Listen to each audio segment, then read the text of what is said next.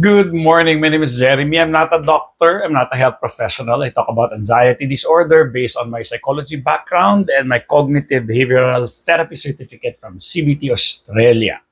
Ang i-discuss natin ngayon is papaano nakatulong ang mindfulness sa pagmamanage ng anxiety. No? Napakagandang topic ng mindfulness. No? Again, tandaan ninyo ha, sa utak talaga natin nanggagaling yung anxiety, no? Well, malaking part yung utak natin. Kasi eventually, or it starts from the brain really. Kasi sometimes, minsan, well, actually talaga sa utak talaga yan, no? Pero bottom line sa utak talaga yon. Pero may mga kasi bagay-bagay na kala natin dito, pero really it comes from the brain, no? Ganun siya talaga. Okay. May iba kasi mga trap sa body eh. So kala natin sa body nanggagaling, but really yung interpretation kasi doon. So ibig sabihin brain pa rin kasi nag-iisip ka pa rin kung ano yung interpretation mo doon eh.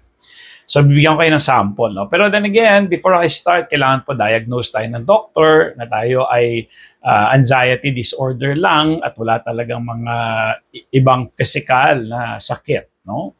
So, importante yun kasi may role yun sa management natin ng anxiety. Yung bang may assurance ka na wala kang sakit eh. Kailangan lang natin ayusin yung mga maling pag-iisip. Lagyan natin ng tamang kaalaman yung mali o yung walang kaalaman at tuturuan ko kayo mag-isip. So, ganun yun. Sinasabi ko lagi, di ba? Ang fear, lumalabas kapag ang tao ay walang alam, kulang sa kaalaman, lalo na kung mali ang kaalaman at hindi nag-iisip. So, kung ma-address natin yung apat na yon, eventually, yung fear mo nababawasan. Di ba? Yung ideya lang na hindi dangerous yung nararamdaman mo. Yan yung tamang kaalaman. Oh, yung palang medyo gumiginhawa ka na eh. Pangit ang pakiramdam mo pero gumiginhawa ka na. Ano yung pinaka-specific example? Yung mga taong sumasakay sa roller coaster, takot na takot. Yung iba nagkakanda suka, nagkakanda iyak-iyak pa. Pero sige lang, dahil sa peer pressure, kasama yung barkada niya at pamilya niya. At sabi niya, gusto ko rin ito ma-experience. Sige na nga, kahit takot na takot ako, iyak siya doon. Nagpapanik siya doon sa roller coaster. Pero pagkatapos, kakain na sila sa Jollibee, tatawa na sila.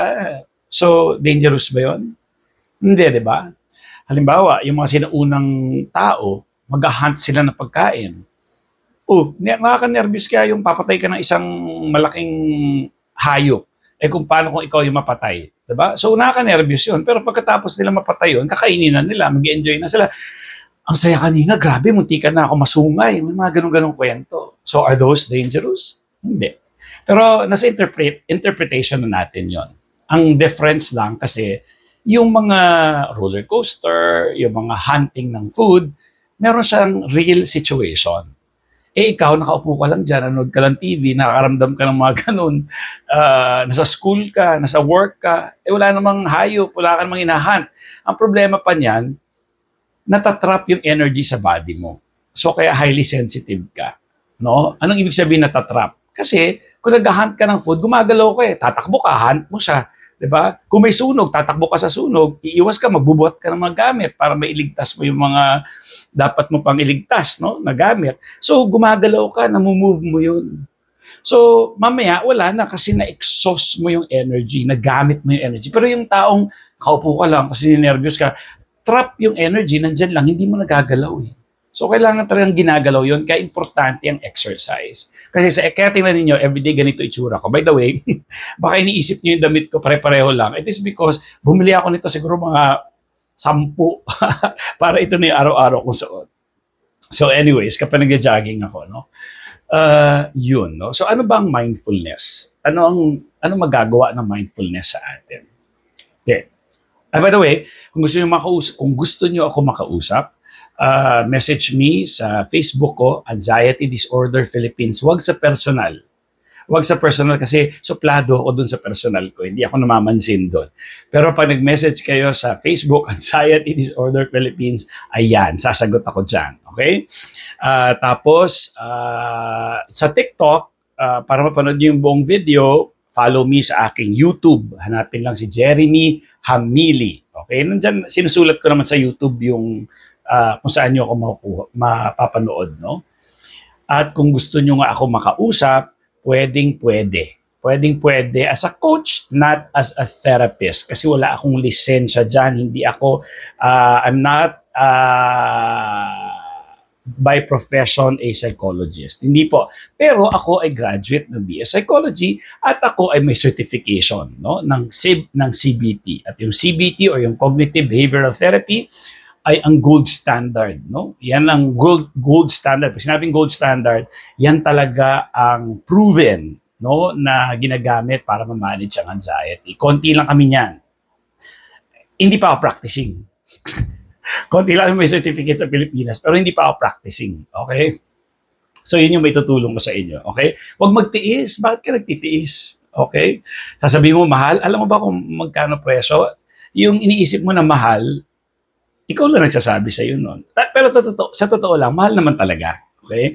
Libo-libo talaga yan. Sa iba, sa mga malaking ospital dito, ginawa ko yun eh. Tinry ko as a patient before, no? Nung nagkaroon sila, gusto ko lang matry. Kasi tapos na ako mag-CBT, Gusto ko lang makita kung paano nila ina-apply in the real world. So, tinry ko yun. Talagang ang session ko doon, lumalabas. Kasama na yung diagnosis, at yung kada oras. Yung session nila, 6. Tapos yung diagnosis, lumalabas parang kulang-kulang 60,000 yon for 6 sessions. Okay, kulang-kulang 60,000 for 6 sessions. Kasama na diagnosis, baka malito kayo. Baka sabihin nyo, OA naman to. Kasama na diagnosis. Okay? Kasama na. So, diagnosis, saka yung session na 6. So, ganun kamahal siya. Ngayon, kung susubukan nyo sa akin, okay, hindi ako ganun. Okay? Kasi hindi naman to negosyo.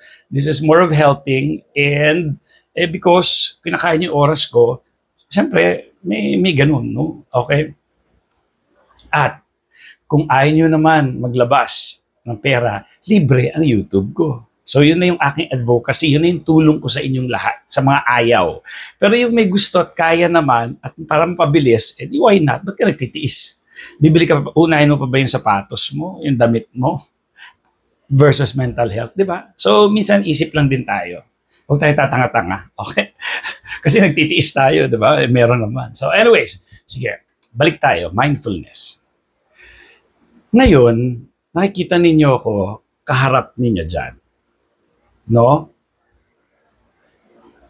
Obserbahan ko yung sarili ko. Okay? Mindfulness. Anong nakikita ko sa paligid ko ngayon? Nandito ako sa loob ng aking room. Nasa danger ba ako ngayon? Wala. May masakit ba sa katawan ko? Masakit ba puso ko? Hindi naman. Okay? Nahirapan ba akong huminga? Kung halimbawa may anxiety disorder ako, no? Sabihin ko, gaya nyo, nahirapan ako huminga, hindi ko maabot yung hininga ko. Okay. Naninigas yung mga muscle ko. Naninigas. Okay. So, nararamdaman ko yung tigas ng muscle ko. Nararamdaman ko parang hindi ko maabot yung hininga ko. Okay. But, are you in danger? Are you in danger? Yun yung tanong. Are you in danger? Okay. Masasagot lang yung are you in danger kapag kayo ay diagnosed ng doktor. Ano yung sabihin? Sinabi ng doktor, kahapon, nung galing ka sa ER, kasi paulit-ulit ka sa ER, sabi ng doktor, wala kang sakit eh. Wala ka talaga sakit, walang makita sa yung problema. Ayos lahat. Okay? Yung nararamdaman mo na yan, anxiety lang talaga yan. Okay. Kaya importante yun, yung kailangan ng doktor. So, wala akong sakit, ba't ko nararamdaman to? And dyan naman papasok yung kaalaman mo sa anxiety. Okay? Gaya ng pagsakay sa roller coaster, importante muna to kasi kailangan nyo maintindihan yung biology, yung mekanismo ng nervyos. Ano ba, sasakay ka sa roller coaster, nasa danger ka ba pag sumakay ka ng roller coaster? Well, yung iba talagang may napapahamak sa roller coaster, pero hindi yan yung regular. Nangyayari talaga yon. Pero in reality, ako ilang beses ako sumakay sa roller coaster, wala naman ako sa danger. But, yung pakiramdam ko, habang sumasakay sa roller coaster, danger. Naintindihan? Yung pakiramdam ko, nasa danger ako. Pero nakasakay lang ako sa roller coaster. Okay? So, ngayon, nahirapan ako huminga, matigas ang muscle ko. Ngayon tanong, are you in danger? Dahil naintindihan mo ng anxiety, gaya lang din ang pagsakay mo sa roller coaster, then you are not in danger. Nagiging danger lang. No, nagiging perceived. Ibig sabihin ng perceived, inaakala na danger, nakabase lang kasi siya sa iyong interpretation. Interpretation. Okay? For example, sakay ka ng roller coaster. Kita mo yung iba, yung isang tao doon, enjoy na enjoy, tawa siya ng tawa, excited. Ikaw naman, naku, baka malaglag ako dyan sa roller coaster na yan. Paano kung biglang tumigil yan sa taas? Hala, paano na? Okay. Sumakay kayo ng roller coaster ngayon. Natapos yung roller coaster. Yung mamang kabila na masaya, na-prove niya na talagang enjoy siya sa roller coaster. Ikaw din, na-prove mo sa sarili mo na wala ka sa danger. Kasi nakaligtas ka nga sa roller coaster na in the first place, wala ka talaga sa danger. Ikaw lang nag-iisip na baka malaglag ako, paano ko ma-stuck yung roller coaster. Sige, sabihin na natin na stuck yung roller coaster, nakabaliktad ka. Ano nangyari sa'yo? Mamatay ka? Mamatay ka ba? Anong mangyayari? So, gagawin nila, ayusin nila yung roller coaster. Kahit 30 minutes ka dun, na nakahang, na nakastuck, i-fix nila kasi kailangan nilang iligtas. Kakaya sa negosyo nila. Naintindihan? So, kahit sumabit yung roller coaster na yon, buhay kang lalabas doon. Gaya rin kadalasan ng taong mga nagkakasakit. Kailangan lang gamutin after a year, after 2 days, 3 days, magaling na. Kaya ako nasabing after a year, kasi si mama, 90 years old, fractured yung buto, nadulas sa banyo. Nadulas. Sabi ng doktor, ganito na iisip ko, naku, lalagyan to ng bakal, tapos may hirapan na to sa buhay niya, nakahiga na lang to, may hirapan kami lahat, pati siya, tapos sasama yung loob namin kasi nakikita namin siya naghihirap. Yun yung mga iniisip ko nung dinala ko siya sa ospital.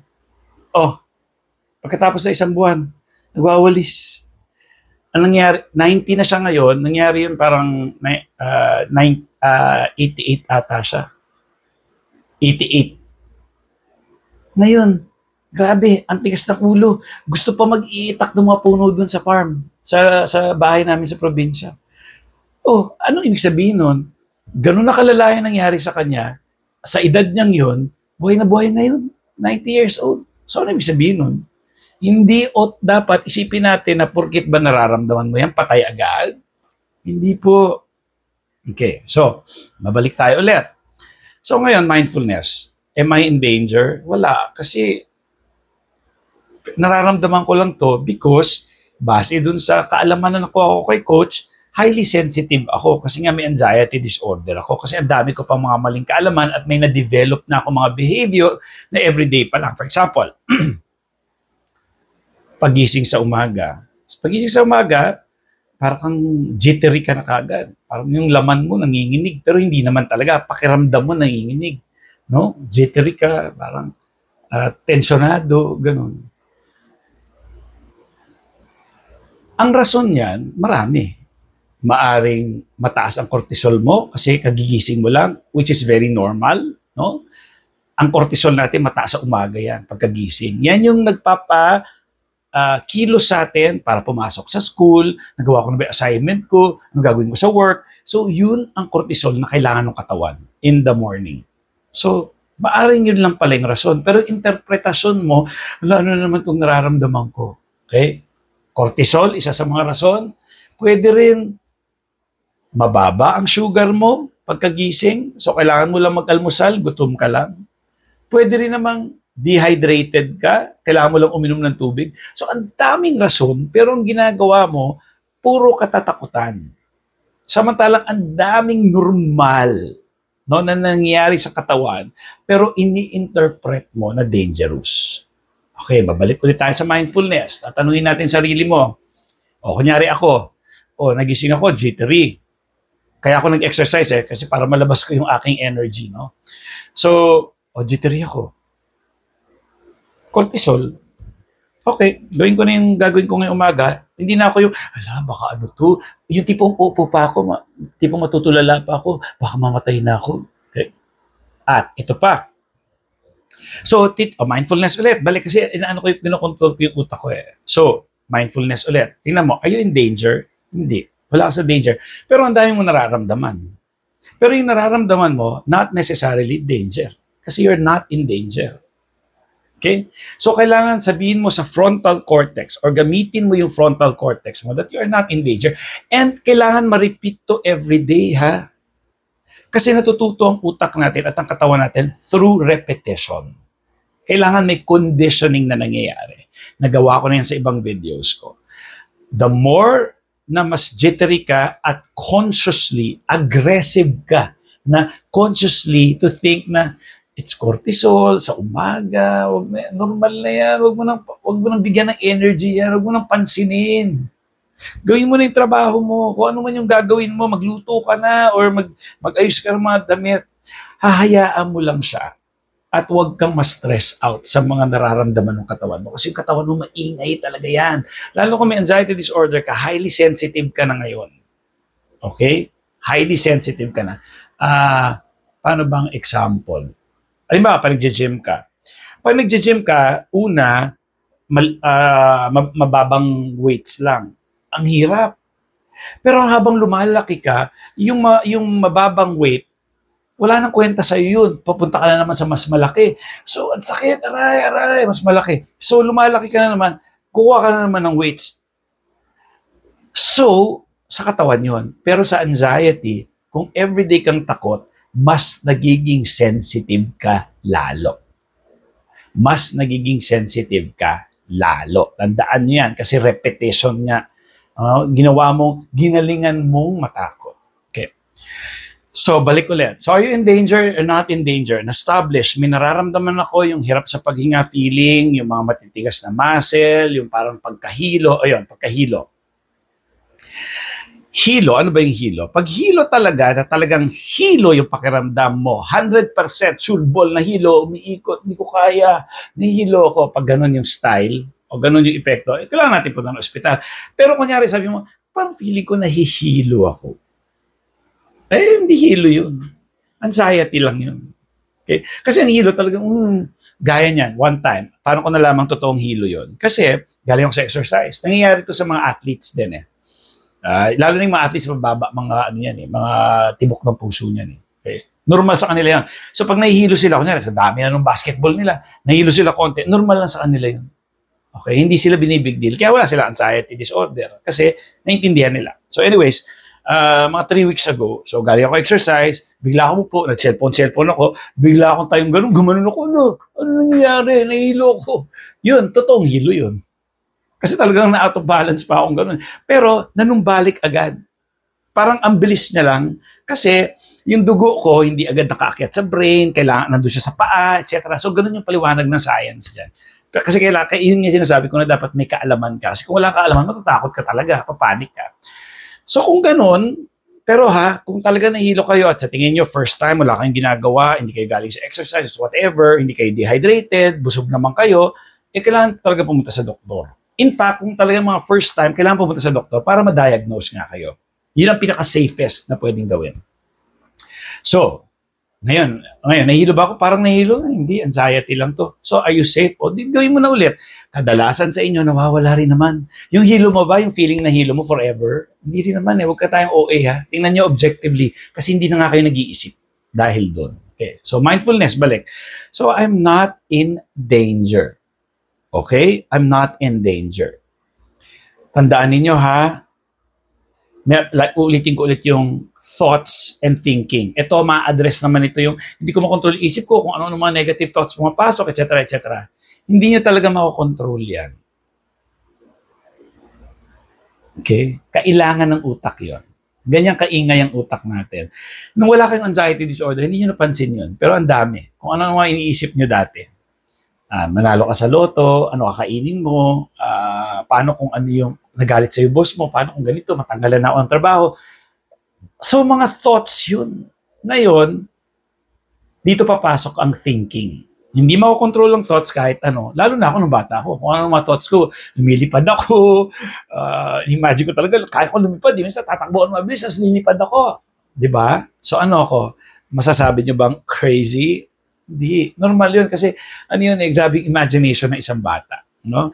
Kaya nga may mga author na nakagawa ng Harry Potter na book. Pero mo saan makita no, mga Star Wars na pelikula, saan nakita ng mga Jedi. Created lang ng utak yun nila. Ginagamit nila ngayon, so kumikita sila. So yung utak natin, kahit ano yan, mag-iisip. Meron pang iba tao, natatakot ako, nasaktan ko yung pamilya ko, yung anak ko, yung asawa ko. Eh yung takot ka nang, yung ideya na takot kang masaktan, hindi mo na magagawa yun. Kaya ngayon nga problema mo ngayon, takot kang masaktan, diba? So, lahat yon thoughts papasok. Ngayon, yung thinking, magkakatalo lang, ayun. Magkakatalo lang tayo sa thinking. May thought ka. For example, mananalo ka sa loto, tumaya ka. Pwede ka manalo, pwedeng hindi. Pero ilang porsyento yung chance na mananalo ka sa loto? So, ang thinking, kunyari, 20 na lang pera mo, itataya mo pa ba sa loto yun? Ibibili mo na lang tinapay. So, ang thinking is, feeling ko kasi mananalo talaga ako sa loto, mananalo ako sa loto eh. Eh, gutom ka na. Iisip ka ngayon na, kaso laki ng chance na hindi ako mananalo, tapos 20 na lang pera ko, bibili ko na lang muna ng pagkain to. So, yung thinking, ang doon magkakatalo. Hindi lahat ng nasa isip, totoo. Kasi kung totoo yung nasa isip mo, di sana lahat tayo nanalo sa loto. So ngayon nasa thinking na, hindi na tatayan ng loto, bibili ko na lang pagkain kasi 20 na lang pera ko. So yun yung better na gagawin. Kasi kung sa loto, chances yun. Diba? At hindi porket sinabi ng utak mo na mananalo ka sa loto, mananalo ka. Okay? Chance yan eh. Okay. So yun yung katibayan na hindi lahat ng sasabihin ng utak mo ay totoo at mangyayari. So again, kailangan lang siya pag-isipan. Halimbawa, sa anxiety, stroke yan. Paano ako masastroke? 21 years old na ako, hindi ako naninigarilyo. Ayos naman lahat ng cholesterol ko, lahat ng normal, lahat ng lab test ko and all. Paano ako masastroke? Diba? So, yung thinking, so thought, masastroke ka. Thinking, paano ako masastroke? 21 years old ka pa lang, 20s ka pa lang, tapos hindi ka naman naninigarilyo, wala naman kayong lahi, etc. So, doon makokontrol ang mga thoughts. Sasaktan ko to si Mrs. Thinking, hindi mo kayang saktan yun, baka iwan ka niyan, etc., etc., etc. Ngayon, kung talagang nananakit ka, may problema ka talaga. Yang problema mo na yan, galing yan sa kabataan mo, galing yan sa experience mo dati, nasaktan ka rin dati. So, ibang storya yun. Pero yung kadalasan sa mga tao may anxiety disorder na masaktan, talagang takot silang masaktan. So, hindi na siya dapat. Tanggalin nyo na siya sa inyong problema, sa inyong worries at inyong concern. Okay? May thoughts and thinking tayo. Okay? So, again, going back to mindfulness. Mindfulness, ibig sabihin niya, observe mo lang, are you in danger or not? Wala. Oh, ngayon, maging mindful ka na. Kunyari, magtatrabaho ka. So, habang naglilinis ka ng pinggan, mindful, dun ka lang sa present. Yung sabon, obserbahan mo, yung sabon, kung paano mo hinugasan yung plato, dun lang. Kasi yan ang present. Mindfulness, ibig sabihin, yung present na nararamdaman, nakikita, naaamoy, nalalasahan, lahat ng senses, kita, amoy, dinig, yan ang present, mindful. Mindful, yung electric fan tumutunog. Ito ang totoong present. Hindi yung magkaka-stroke ako. Tanong, nagsustroke ka ba ngayon? Tumatabingi ba yung bibig mo? Hindi. Pero nasa isip mo, masustroke ka. Tanong, yung isip mo na yon, future yun. Totoo ba yon? Hindi. Kasi future siya eh. Ngayon, tanungin kita, nasa isip ko ngayon, meron akong stroke. Tingnan ko yung sarili ko, tumabingi ba yung bibig ko? Hindi. So, ibig sabihin, hindi ako nasustroke sa present. Kung masustroke ako mamaya or bukas, then mamaya o bukas. Paano kung hindi ako ma-stroke mamaya or bukas? At paano kung hindi talaga ako ma-stroke sa buong buhay ko? So ngayon pa lang nag-worry na ako sa stroke. But syempre, of course, kailangan mo rin maging realistic. Talagang kung grabe ka manigarilyo, kumain ng mga processed food, yung mga noodles, cup noodles, dilata, basta lahat ng mga nakalata, nakabox, no? Na mga tumatagal ng taod, processed yan. Okay? Kung yan, iwasan na natin. O, lalo na yung mga tao dyan ha, na ang inuulam nyo lang lagi, mga dilata, mga cup noodles, o yung mga, kung pwede po, pwede kayo makahingi ng kangkong sa kapitbahay, doon sa mga probinsya. Yun na lang, kaysa sa mga dila-dilata. Okay? So, may choice kayo na gawin yun. Kangkong, kamote, saging, mas magandang kainin yun, mas healthy. Sa totoo lang, dito sa city, mahal yung mga ganun. Ang hirap po rin, maglalaga ka pa and all. Sa mga probinsya, easily available yun. Yun ang mga gusto kong pagkain sana. Nilagang itlog, nilagang kamote, nilagang saging, steam na kangkong, talbos ng kamote. Yan sana mga kinakain natin. No? So anyways, so going back, mindfulness. May stroke ka ba ngayon? Tingnan mo sarili mo. Hindi naman tabingi. Kaya mo naman ipantay naman yung kamay mo. Okay? Maayos naman ako magsalita. Hindi ako stroke na pala yun. Pero kahit nagsustroke ka na, the fastest na madala ka sa ospital, pwede pa siyang reversible. Ibig sabihin, pwede kang hindi mapahamak doon. Basta madala ka kaagad sa ospital. Okay? Kaya yung may tinatawag na FAST, F-A-S-T, tingnan mo, yung face mo ba, tumabingi na, ano pa ba? FAST, F-A-S-T. Slurred speech, yung S, ano yung A? Mukha, basta yun, i-search nyo na lang. Basta yung mukha, yung kamay, kailangan balanse. Hindi pwede, kasi yung mga may stroke, hindi kayang ipantay. Kasi nga, yung kalahating katawan, medyo nawawala na. And then, speech, yung nagaganon ka na, ang gusto ko sabihin, my name is Jeremy. Yun ang nasa isip ko, pero ang narinig nyo, ganon. Okay? And then, time. So, kailangan dakbo agad sa ospital. Anyways, pero again, going back to mindfulness. So, hindi ako nasa-stroke ngayon. So, I'm not in danger. Ngayon, kung nasa-stroke ka, yun na yung gagawin mo. Again, going back, paano kung hindi ka naman ma-stroke sa buong buhay mo? Kasi healthy ka naman. Di ba sayang? So, ano yung mindfulness? Ano ba yung nangyayari ngayon at the present moment? Ngayon, nandito ako, kaharap ko kayo sa video, kinakausap ko kayo, sinasabi ko yung mga kaalaman, no? Hindi ako ngayon nag-iisip na, may nararamdaman ako ngayon na, kasi tuloy-tuloy ako magsalita, para akong nahihilo, parang hindi ako yung nahihilo, hindi umiikot. Yung parang, kasi kulang ako sa hangin sa oxygen. Kaya kailangan ko huminga. So, pero hindi ako yung, masustroke ako. Hindi. Kasi alam ko, nakipag-usap ako sa inyo ngayon, okay tayo. Done. Diba? So ngayon, mindfulness. Narinig ko yung electric fan. Magugas ako ng pinggan ngayon. Sige, magugas ako ng pinggan. Be at the present. Huwag kang pumunta sa, paano kung bukas, ganito, mamaya, buong araw ko masisira.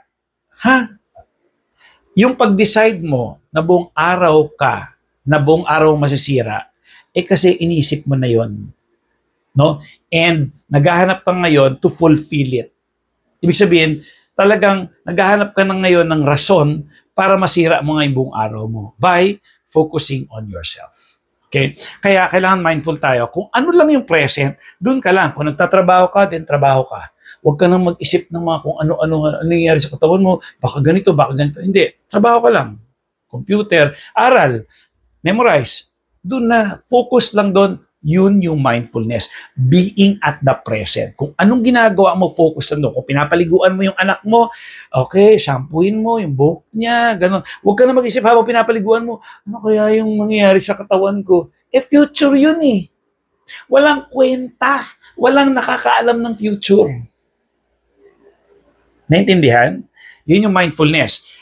Walang effort na gagawin sa mindfulness. Yung mga sinasabi nyo, walang ganun. Mindfulness is really being at the present. Kung maligo ka, pakiramdam mo yung shampoo mo, huwag ka mag-isip na, mamatay ako ba maya, masisira yung araw ko. Future yun eh. Ano ba yung present? Okay? So with that, 30 minutes na. Maraming salamat. I hope makatulong tong video na to. Share the video. Comment. Bye.